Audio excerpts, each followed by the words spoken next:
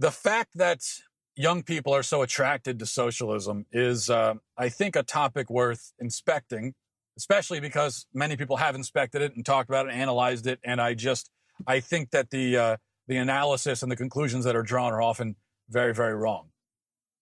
Now, different surveys give you different figures, but they all seem to agree that around half of all millennials at this point find socialism appealing on some level, which is really concerning.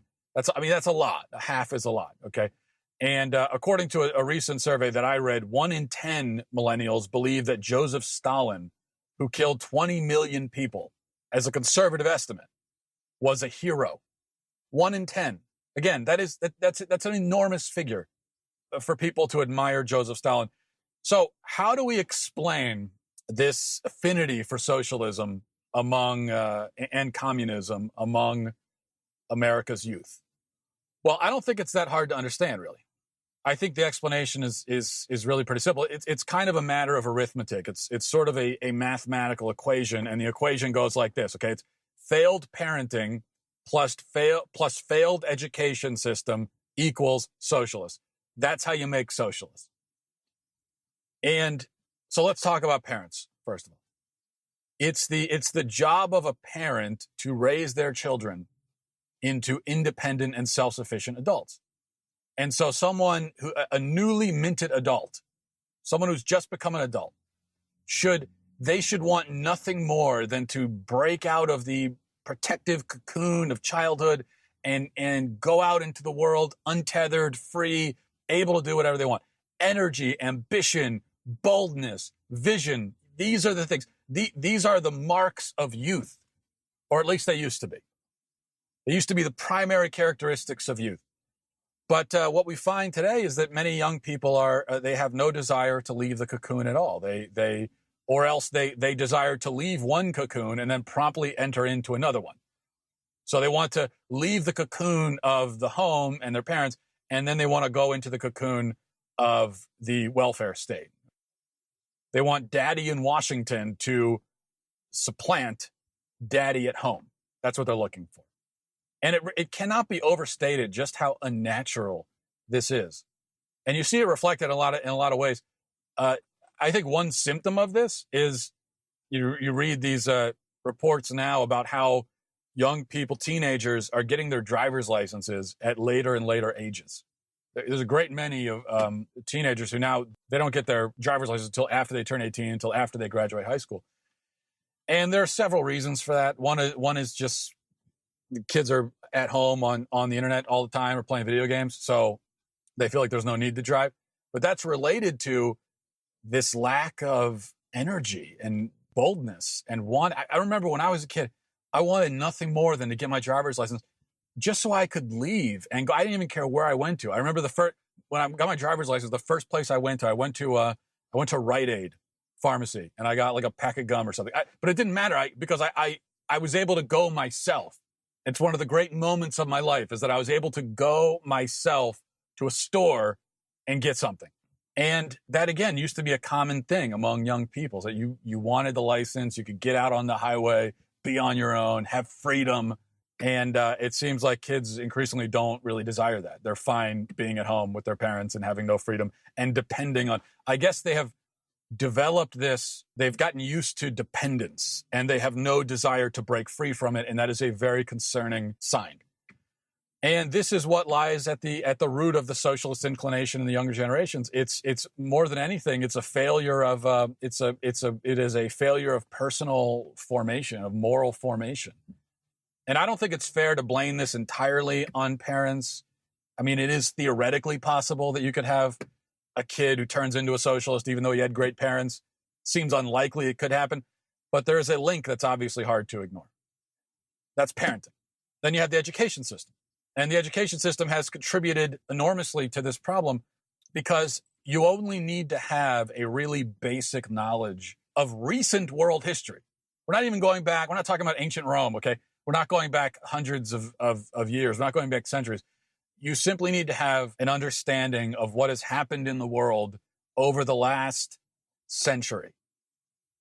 If you have that understanding, then there is no way that socialism and communism would seem appealing to you. These regimes murdered 100 million people, if not more, over the course of a century, leaving many millions more starving, destitute. The 20th century was the deadliest and most miserable 10 decades in human history, by far, without any competition for the title, by the way. And this is not exclusively, but largely thanks to the systems of government that now half of my generation want to establish here. And so that is an incredible amount of ignorance that you must place at the feet of the school system. Do you think the average socialist millennial even realizes that when he says Nazi, he's referring to the National Socialist German Workers' Party? Do you think he understands that Nazis are National Socialists? I assume he doesn't know. How could you make it through 13 years of formal schooling, or 17 years, including college, or even more than that, and then come away still ignorant of the fundamental facts of recent history? How is that possible? It's almost impressive. You almost have to be impressed with how ineffective our school system is. But our school system has somehow managed to prevent kids from developing even the basic fundamental understandings of history. It is an incredible thing. And again, we're not talking about events from ancient times. We're talking about events that many people walking the earth now today actually lived through and are still living through in places like Venezuela.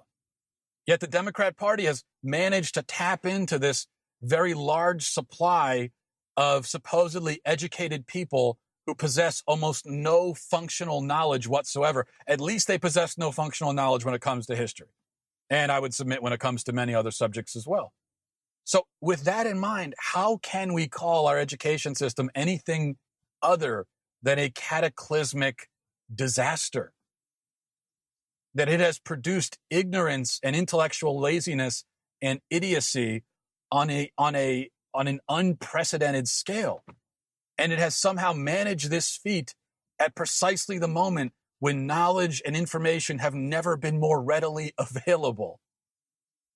I mean, look around you at the incredible ignorance that people are displaying. This is ignorance in a time when there is no excuse for it at all.